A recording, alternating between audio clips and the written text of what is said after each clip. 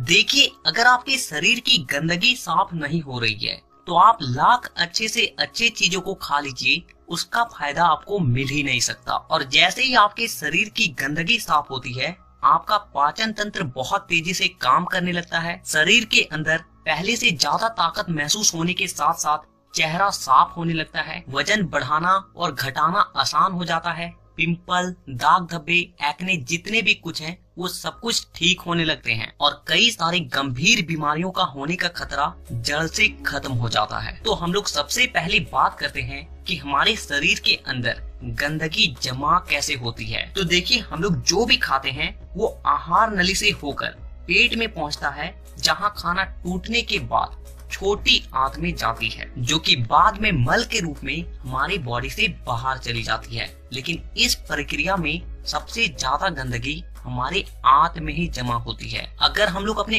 आंत को जूम कर देखें तो वो कुछ इस तरह का दिखाई देता है, जिसमें उंगली की तरह दिखने वाली छोटी छोटी उभार होती है, जो कि एक फिल्टर की तरह काम करती है, क्योंकि इन उभार के अंदर नसें होती है जो कि हमारे शरीर के अलग अलग हिस्सों से जुड़ी होती है और इसी नस के जरिए खाने में मौजूद पोषक तत्वों को खींचकर खून में और हमारे शरीर के अलग अलग हिस्सों तक पहुंचाया जाता है। लेकिन जब हम लोग जाने अनजाने में गलत तरीके के खाने का इस्तेमाल करते हैं तो वो हमारे आंतों में चिपकने लगती है और धीरे धीरे दीवार पर एक मोटी परत बनाकर जमा हो जाती है, जिससे कि जब हमारी आंतें खाने में मौजूद पोषक तत्वों को खींचती है तो उसके साथ साथ गंदगी भी हमारे खून में मिल जाती है और फिर शरीर के अलग अलग हिस्सों में जाकर ये गंदगी जमा हो जाती है। जब ये गंदगी खून के जरिए हमारे लीवर तक पहुंचती है तो फैटी लीवर और जॉन्डिस जैसी बीमारियां होती है। जब ये किडनी में जमा होती है तो किडनी स्टोन और फेफड़े में जमा होने से अस्थमा, और जब खून के जरिए दिल तक पहुंचती है